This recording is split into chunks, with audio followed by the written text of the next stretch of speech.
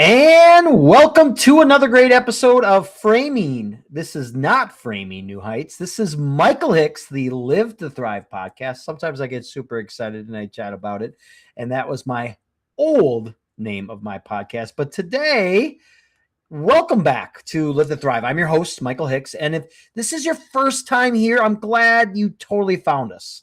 This is a place where we're going to talk about real stuff, like the stuff that most people are thinking. However, nobody's ever saying out loud. Before I get into today's episode, I need to tell you a story. So a few years back, I had this idea. I had a vision. I literally had this awesome idea, really.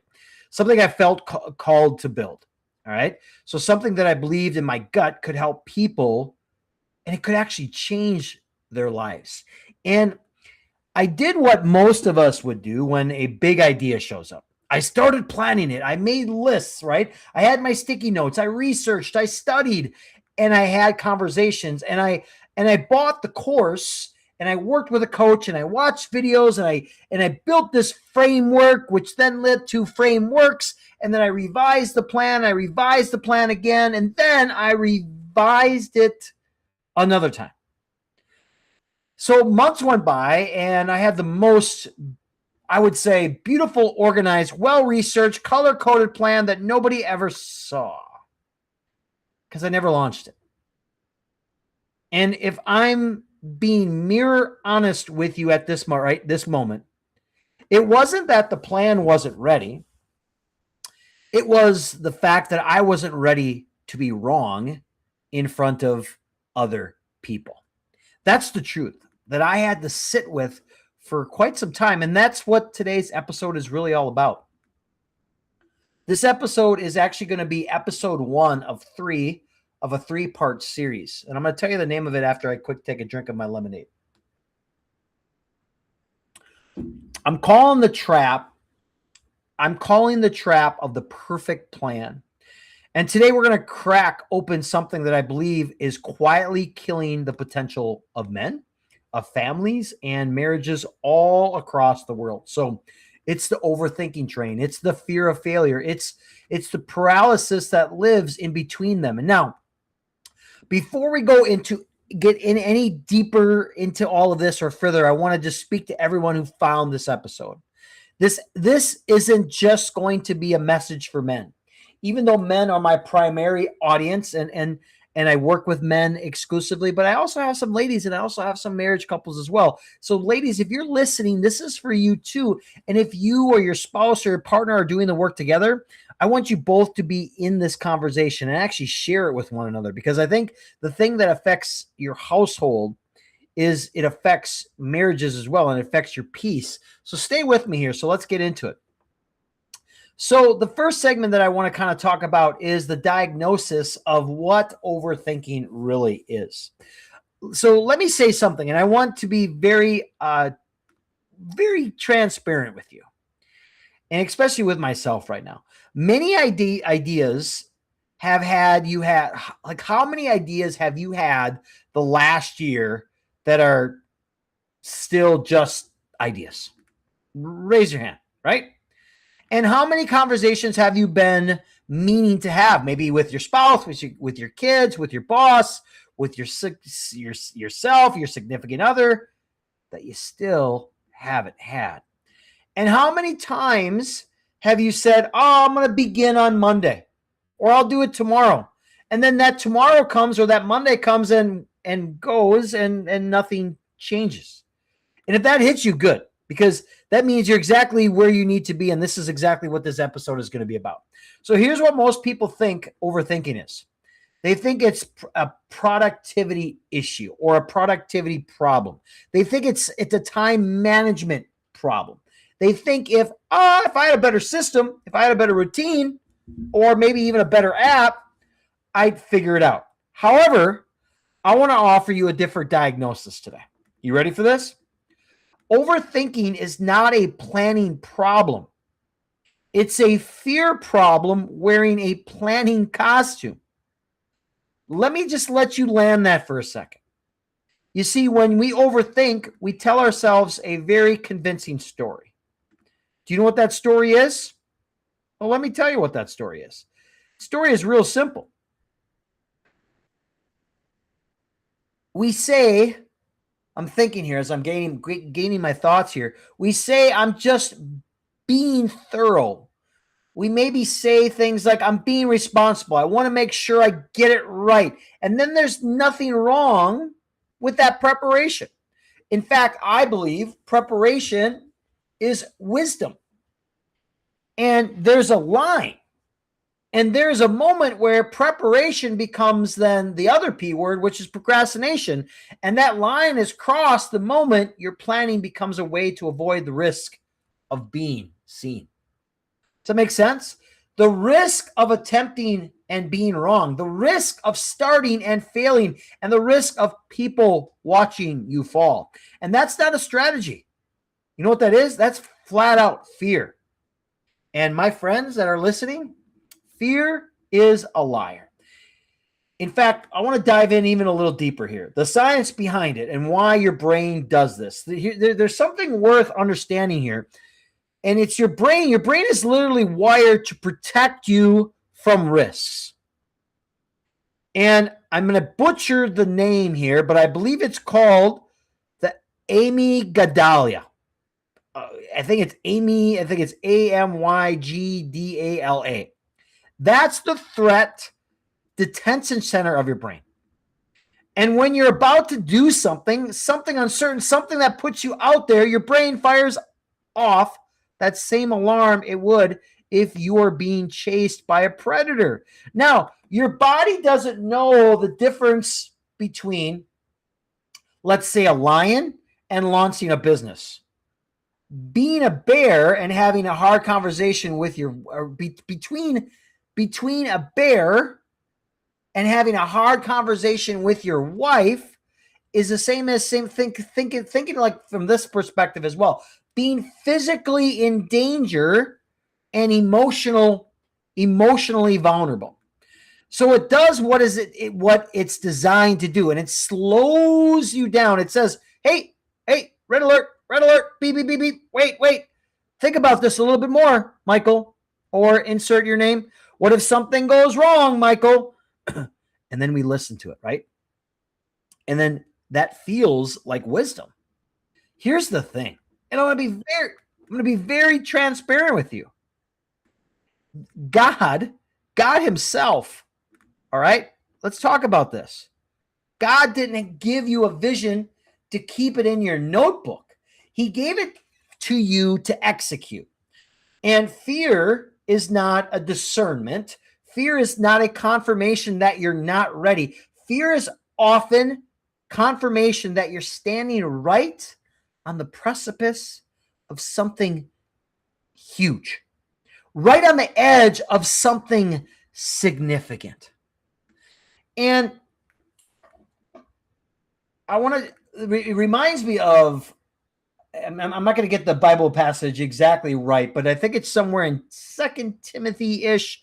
It says something like, for God has not given us a spirit of fear, however, of power and of love and of a sound mind. Now, if we dissect that even a little bit more, power, love, sound mind, that's what's available to all of us, to you. It's not paralysis. It's not endless planning. It's not waiting until the fear goes away, because it's never going to. The invitation is to move forward in spite of it. Now, here's what I see with the men that I've coached. All right. So I work with men every single day who are brilliant entrepreneurs, CEOs of Fortune 500 companies. They're talented. They're capable of big things. And men who have something real to offer their families, their careers, and their communities. And so many of them are stuck. And they're not stuck due to their lack of ability. It's because of the timing is all wrong. However, they are terrified of what it means to attempt and not succeed, right? I had a client one time. I'm going to just name him Marcus.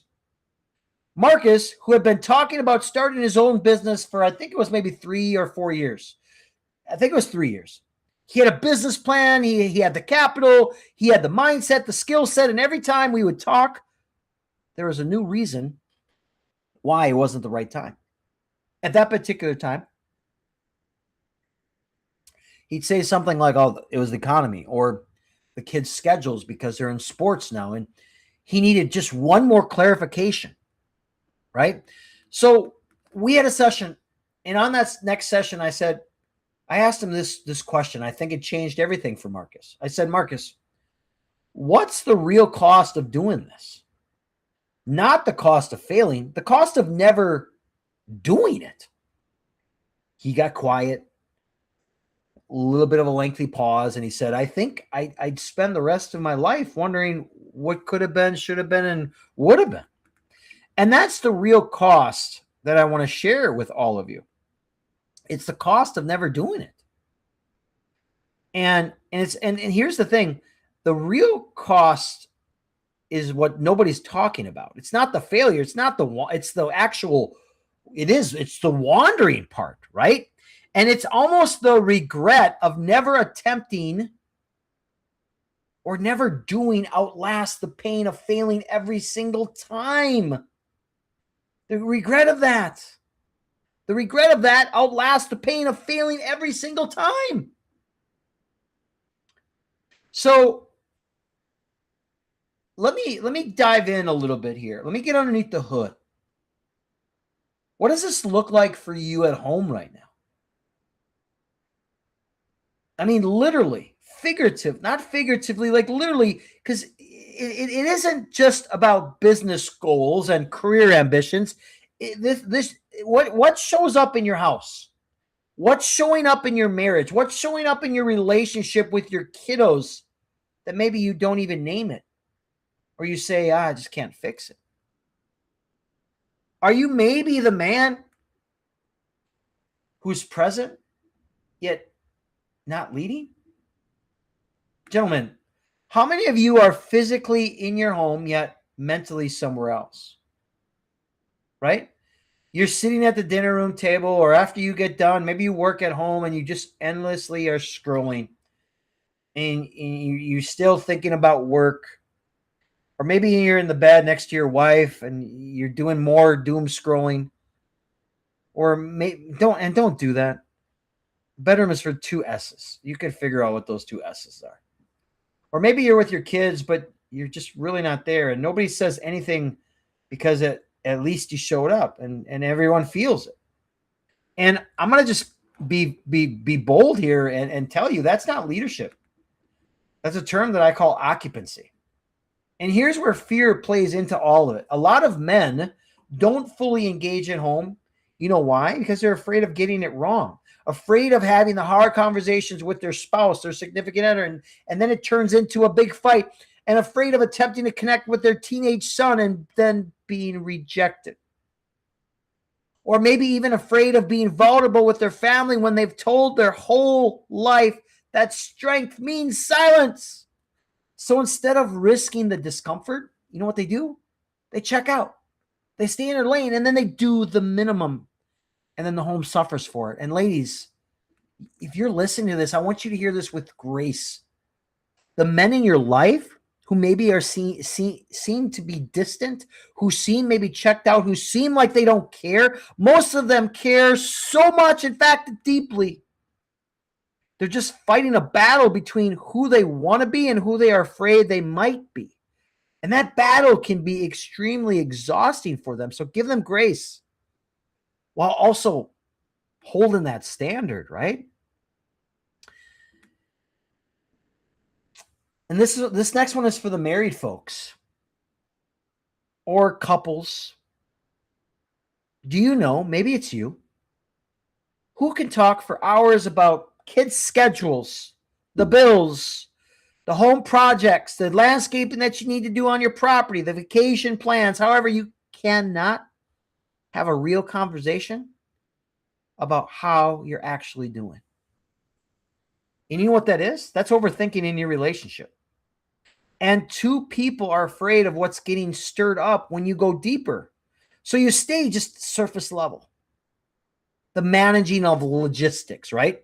You co-parent almost like a business partner because you're really good at that. And then somewhere along the way of intimacy and connection and the friendship, it quietly disappears. And nobody has these hard conversations anymore. Especially both of you, you don't, because you're afraid of what it might reveal. And then fear doesn't just keep individuals stuck, it keeps marriages stuck. And here's the thing about avoidance. Avoidance is not peace. It's really postponed pain. And here is for my men out there that are fathers that maybe don't know how to lead their home. And this doesn't get talked about enough where I'm going to go. And a lot of men were never shown what it looks like to lead a home with intention. I'm raising my hand here. Their fathers weren't there. Maybe their fathers abandoned them and they were stuck with mom. And that's not a bad thing. Or maybe their fathers were checked out or led with control and fear instead of love and vision. So now you're a grown man. And maybe your father, like myself, and maybe you're attempting to lead something that nobody ever gave you the blueprint for, taught you the correct way. And instead of admitting that, instead of asking for help or a mentor or coach on doing the work, you default. You default on what you know best, which is probably silence or control or just basically going through the motions, numbing. And then your overthinking then kicks in, right? Well, what if I attempt to change and it doesn't work? What if my family sees me differently? What if I fail all at this too? And so you stay in this comfortable state of what I call dysfunction due to the fact that it's familiar. However, family is waiting on you, men. Your spouse is waiting on you. Your significant other is waiting on you. Your kids are waiting and watching you. And the version of you that steps up, the intentional part, the present part, the purpose-driven version of you, the man changes the trajectory of his entire family line. And that's not pressure. That's purpose. So let me give you a shift to break this cycle. Are you ready for the shift? Because this is the goodies. So think about this. You got it, right? You're understanding where I'm at. You diagnosed it, you felt it, and now you want to talk about it because I'm not here to just make you feel seen. I'm here to help you move. So let's name the fear out loud. You ready? We're going to name it out loud. The first shift is the simplest, and I'm going to say even hardest part. You have to name what you're actually afraid to do, what you're afraid of. Not what you tell people you're waiting on, not the polished version, the real one. And for some of you, you might be afraid of being judged. So say it. Or maybe you're afraid of disappointing your family. Say it. Or maybe you're afraid of, if you attempt and fail, it confirms something you've already believed about yourself and you think you're a failure. Say it. Here's the message. Fear lives in the dark and it grows in silence. Isolation, you need to stay away from. And the moment you drag it into the light and call it what it is, guess what? It loses some of its power over you. And I want you to actually do this right now, or even tonight when you have that quiet moment, get a piece of paper. Write it at the top. The real reason I haven't moved on this is because. And then you need to write the real truth. Not the strategic version, not the bestseller version, the truth on a piece of paper. That piece of paper is just the beginning of your breakthrough. So I want you then to separate preparation from avoidance. Here's the question I ask my coaching clients. and I want this to sit with you because this is powerful. Is what I'm doing right now moving me closer to the goal or the destination? Is it giving me the feeling of progress without the reality of it? Because there's a huge difference between research and hiding, and between planning and avoiding, between being thorough and being afraid. How do you know which one you're in? Here's a simple test. You ready? If you have enough information to take it to the next step and you still haven't done so, you know what that is? It's the A word. Not the A word that you're thinking about. It's avoidance. It's preparation has a finish line, and avoidance surely doesn't. So set a deadline. I think I talked about one of my last podcast episode was drawing a line in the sand. But set a deadline for your planning phase. If you want to hear that episode about drawing the line in the sand, it is I think episode 191. And then once you set the deadline for that planning phase, write it down. And then when that date hits, you make the move. Even if your plan isn't perfect. There's a lot of people that build airplanes while they're flying in the sky. Okay? And especially if it's not perfect. So done and imperfect will always outperform perfect and never started, right? So I want to give you another shift for a second. I want you to redefine what failure actually means. Here's what I mean by that. This is really about the mindset renovation. Most of us grew up with a binary definition of failure, where, and especially if you were in sports, you either win or you fail, right? Coaching a professional athletes as a basketball coach and general manager at one time in my career, I get it, right? And then being an athlete myself, you either get it right or you get it wrong. There's no in between, right? And if you failed, that meant something about your worth, your intelligence, your potential. That's all a lie. And it's a lie that has kept generations of good people small, tiny. I want to give you a new definition, and it's coming from a professional basketball coach, a general manager at one particular time in my life, now transformation purpose coach for individuals like that, for all of you that are listening. Failure is just data. I want you to think about this. Here's the new definition. Failure is data. Failure is feedback. Failure is the gap between where you are and where you want to go. And it's showing you exactly what needs to be adjusted. Every successful person you admire has a failing resume that's longer than their highlight reel. The difference isn't talent. It's the fact that they refuse to let failure be their final word. And here's a faith perspective. I believe it's let me think. Romans 8 says this.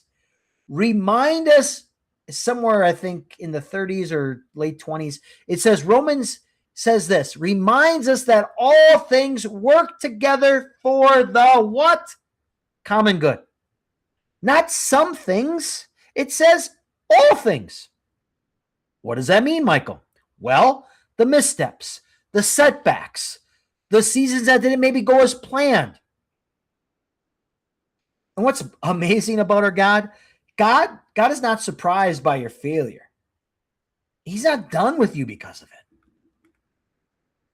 So take that first imperfect step. In fact, I was just on a client call, and everybody wants to see the finish line. And I said to him, can you take the first step? Can you see the first step? And he said, absolutely. The first step might be an imperfect step. And do it today, and that's okay. Because that's where the rubber meets the road. And all the mindset work and all of the reflections that you've done and all of the reframing, it means nothing. Nothing at all if you do not move. So I want you to identify one thing, not 10 things, just one thing that maybe you've been overthinking about, over planning about, over avoiding it. And I want you to take one step towards it today. Not next week, not tomorrow, not Monday, today. If it's send the email, make the call, have the conversation, start the chapter. What else? Sign up for one thing, book the appointment. Whatever your one thing is, start it. Start it today. Take that first step today. And here's what happens. Momentum then is built from that first step. And the first step is always the hardest step. It's also the most important step. Now I want to connect all of this into what I would say something much larger. This episode isn't about breaking the overthinking train or cycle in your career or your personal goals or growth. It's about what happens when you bring the version of yourself. You bring this version to yourself, the intentional, the action taken, the fear-facing version home. See, I talk a lot about the CEO of your home, and I want to be clear about what that actually means. It's not about being the boss. It's not saying my way or the highway. It's not about control. It's about your spouse and or your kids. It's not about that. It's not about having your spouse or your kiddos report to you. In fact, the CEO of your home is a person who takes ownership of the culture, the vision, and the health of the family. It's the person who says, I'm going to lead this family with true conviction, with positive intention, even when I don't even have it all figured out, even when I'm scared and terrified, even when I don't know what that next step is going to look like. And here's what I found. The men who are stuck in the overthinking pattern, an endless merry-go-round, and fear at work, in their finances, in their goals, you know what they do? They bring that same energy back home. It's then the indecision, the avoidance, the silence, the passive leadership. And then what happens with the family? It operates in that atmosphere. Kids pick up on it. You don't even have to say it. They see it more than that. Spouses then carry more than they should. And then they end up talking about all of this with their friends because they don't have an outlet.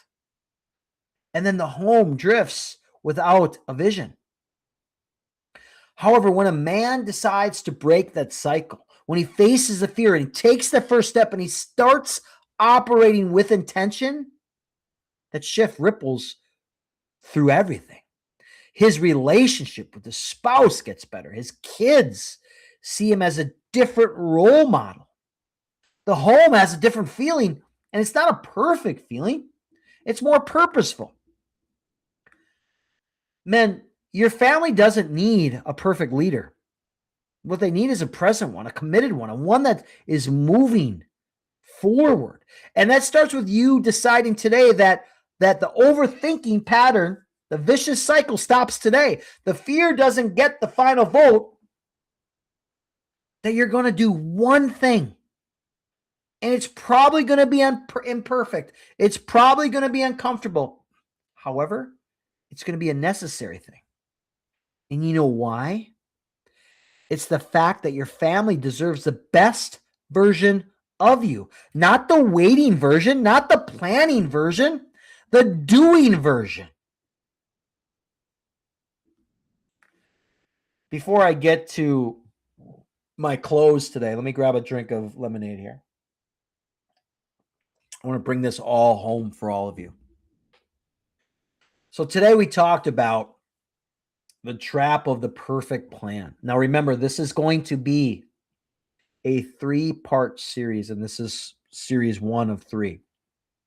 If you truly like this kind of stuff and you want to hear more, I drop a brand new episode every Wednesday at 4 a.m. Eastern Standard Time. And I'm coming up to episode 200. It's going to be pretty monumental. I mean, you're going to get a glimpse of, I'm not going to give too many secrets away, but a glimpse of my personal life. And with all that being said, share it with 5 of your friends. Give me a review, preferably, hopefully it's a 5-star, and just talk about it. And it's the Michael Hicks Live to Thrive podcast. So as I wrap this up today, I want to talk about that trap of the perfect plan. We talked about how overthinking isn't a productive problem. It's a fear problem. We look at what that fear actually looks like when it shows up in your home, in your marriage, and in your role as a father, as a leader. And we walk through, I think I had 4 shifts that can help you start breaking that cycle. So name the fear out loud. Separate preparation from avoidance. Redefine what failure actually means and take the first imperfect step today. And I want to leave you all with this today. You're not overthinking due to the fact that you're smart. You're overthinking due to the fact that you're scared. And those are 2 very different and common things. And the good news is fear is like a stop sign. It's kind of like a signal, right? It's telling you that something on the other side of that action really matters to you, and things that matter are worth doing scared.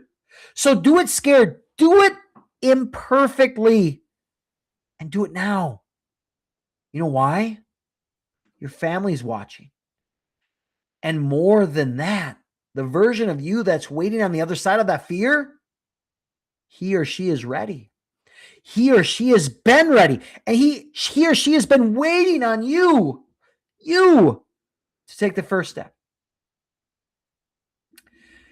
And so next week, I will drop part 2 of this series, and we're going to go deeper. I'm going to give you a little bit of some ideas here on what we're going to talk about. We're going to talk about fail forward or stay stuck. We're going to get real about the quiet failure that no one's talking about and the failure of never doing it. The business that maybe stayed in your head, right? And the marriage that drifted because nobody had the courage to go first. Go first. Go first. That's next week. So you don't want to miss that. Again, drops on Wednesday. And listen, if you heard something today that you've been sitting with inside of your gut for a while, and if you're a man who knows he's capable of more, yet fear, anxiety, and overthinking, worry keep getting in the way, I just want to invite you to explore coaching with me through Live to Thrive. And if you want more information on that, you can go to Michael at LIV, thrive.com. This is the work I do every single day. I have one-on-one sessions, personal sessions, real coaching built around building men like you break through the patterns that have been keeping you stuck and step fully into the leadership your home desires and needs you to be. You can simply go to my Instagram page. It's coach_HicksMB. You can reach out to me there. Or if you just type in Michael Hicks, LIV, thrive.com, you can find me anywhere on Google. I have a YouTube channel. I've got a website. So I just want to let's start out by having a conversation. I think the best investment you will ever make is in the version of yourself that your family still gets to experience every single day. So I appreciate all of you that are taking the time today and spending this moment with me, whether it's driving in the car, working out, on a run, wherever it is. Share it with someone maybe who needs it more than you. And I'll see you next time. My name is Michael Hicks. I'm the host with the most. As always, 1% better in mind, body, and soul. And always stay flexed. Take care, everybody.